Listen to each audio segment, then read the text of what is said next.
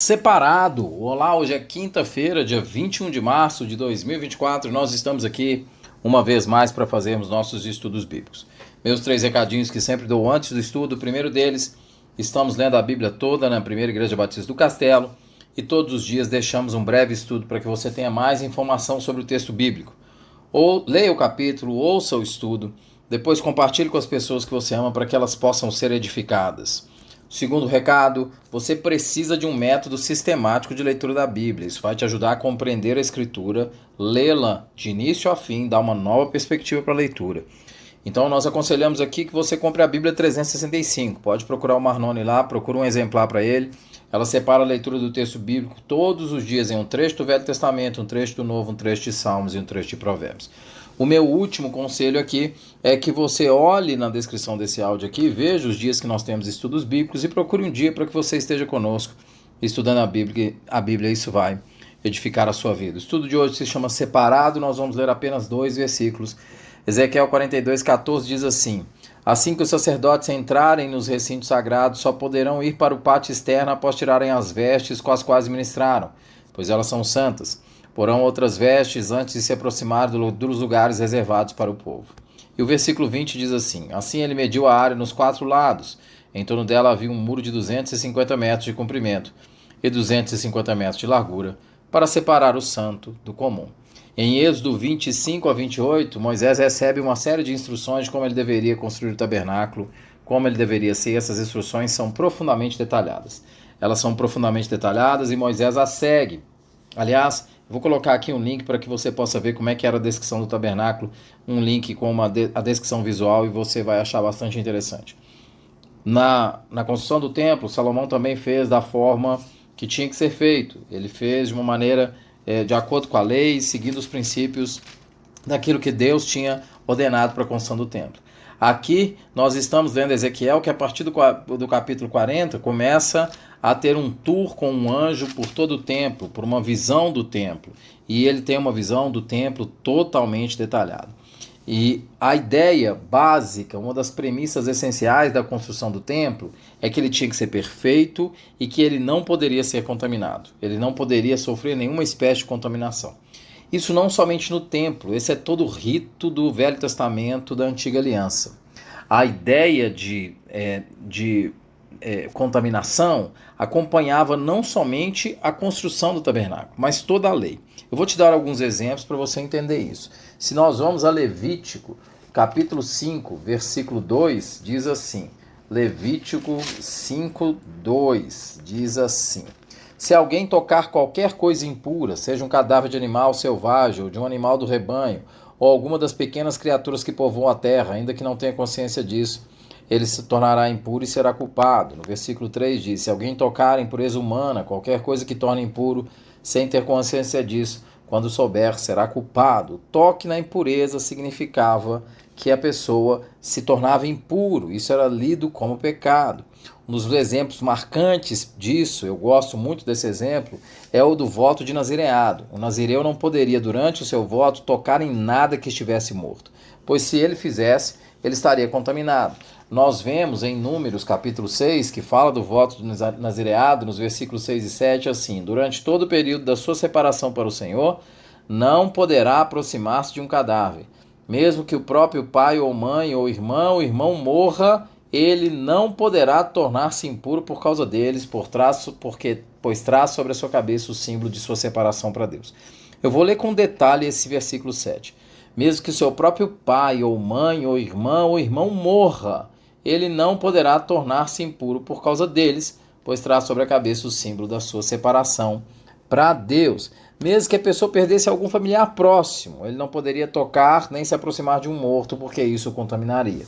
Isso não era exclusivo do voto de nazireado, mas a ideia é que ao tocar um cadáver, um israelita estaria impuro. Se ele o tocasse, ele estaria impuro, como nós lemos em Levítico 5:2. Se você ler esses textos com a mentalidade do século XXI, positivista, que demanda explicação para tudo e razão para tudo, você vai achar as diretrizes do Velho Testamento muito pesadas, você vai achar essas diretrizes sem sentido, e você vai achar que Deus é um Deus sem sentido, ao ponto de falar que alguém, se está separado para ele num voto, não pode ir ao enterro do próprio pai ou ao enterro da própria mãe. E há um risco de diretrizes como essas se tornarem elementos puramente religiosos. Não vai ser nada novo na história da igreja isso. Ao longo da história da igreja, nós vimos diversas pessoas tomando princípios da Escritura e transformando esses princípios em elementos religiosos que são seguidos a ferro e fogo. Eles fazem com que as pessoas comecem a segregar outras pessoas. Então, por exemplo, um leproso, ele era considerado impuro.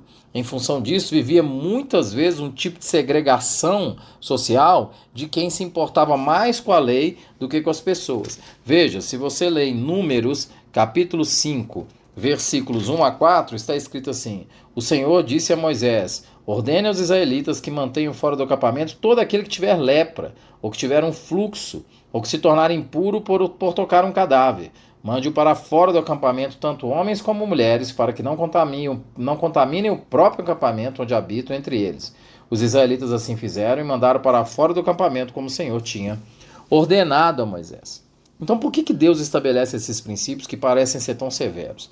A ideia básica era dar aos israelitas uma noção clara de separação, é por isso que Deus faz isso.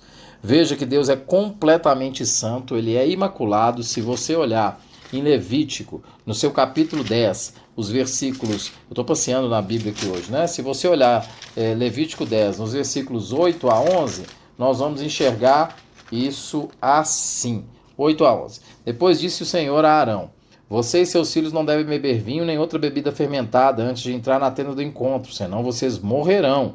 É um decreto perpétuo para as suas gerações. Vocês têm que fazer separação entre o santo e o profano, entre o puro e o impuro. A separação entre o santo e o profano, entre o puro e o impuro. E ensinar aos israelitas todos os decretos que o Senhor lhes deu por meio de Moisés. O sacerdote precisava ser puro, ele não podia tomar bebida fermentada antes de entrar no serviço do Senhor, porque ele era considerado impuro. Isso abrangia desde as roupas até os utensílios. Isso é o que se vê em Ezequiel 42. Nós lemos tanto o versículo 14 quanto nós lemos o versículo 20. O que se vê em Ezequiel 42 é de Deus falando que o templo não poderia ser contaminado e que as roupas do sacerdote não poderiam ser contaminadas. Não somente as vestes dele, né, como está no versículo 14, ele não poderia levar as vestes, ele teria que tirar as vestes do serviço no culto, mas não somente as vestes, o muro era visto como algo que separava o santo do profano.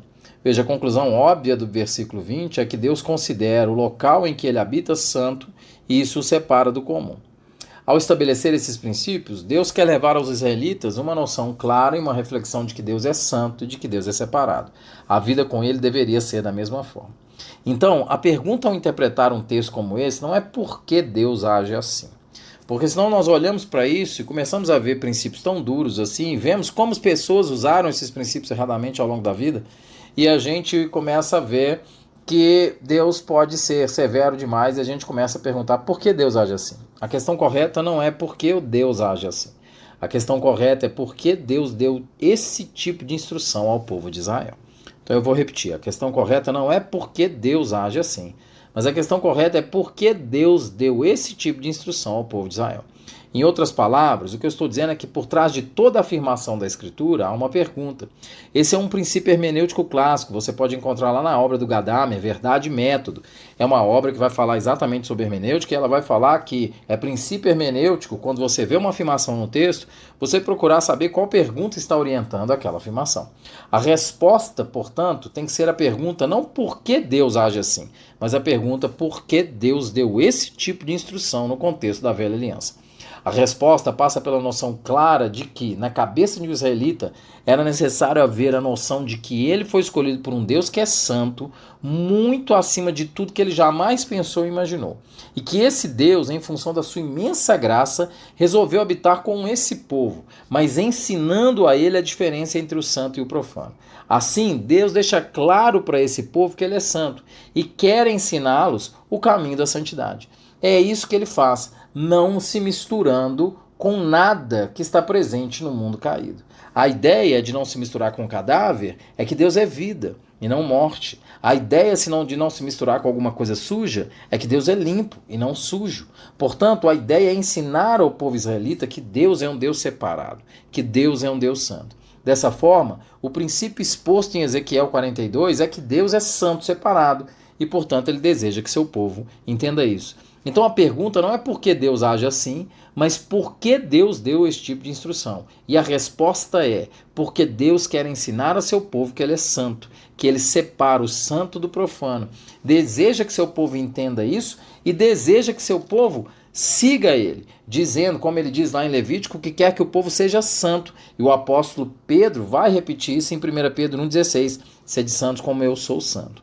Qual é o risco de ouvir esse tipo de coisa? É que a santidade pode descambar em um tipo de religiosidade que nos faz avaliar nós mesmos como pessoas dignas. Então, se eu obedeço a um Deus santo e ele cobra isso, eu começo a cobrar a dignidade de todo mundo e começo a me achar mais digno que os outros quando eu acerto. A ideia não é essa. A ideia de Deus é que ele nos dignifica e ele nos capacita a ser santo. Dessa forma, nós olhamos para o profano e entendemos que ele é separado de Deus. Mas nós não olhamos com olhos de superioridade. Nós olhamos com temor, porque para que nós não corramos o risco de cair. Como o apóstolo Paulo diz em 1 Coríntios, deixa eu abrir aqui, o apóstolo Paulo vai dizer lá em 1 Coríntios, no capítulo 10, versículo 12, ele diz assim: essas coisas aconteceram a eles como exemplos e foram escritas como advertência para nós sobre quem tem chegado ao fim dos tempos. Assim, aquele que julga estar firme, cuide para que não caia. Aprendemos a tratar quem cai com misericórdia, pois sabemos que nós viemos do mesmo lugar. É para pensar. Deus separa o santo do profano. Para quê? Para nos ensinar que Ele é um Deus santo e que Ele veio habitar no nosso meio como um Deus santo. E Ele deseja santificar o nosso coração, como Ele disse em Ezequiel 36. Transformar o nosso coração. Não para que a gente se julgue superior, mas que a gente saiba de onde a gente veio e que nós somos tocados pela graça. E só ela nos santifica. Que Deus te abençoe.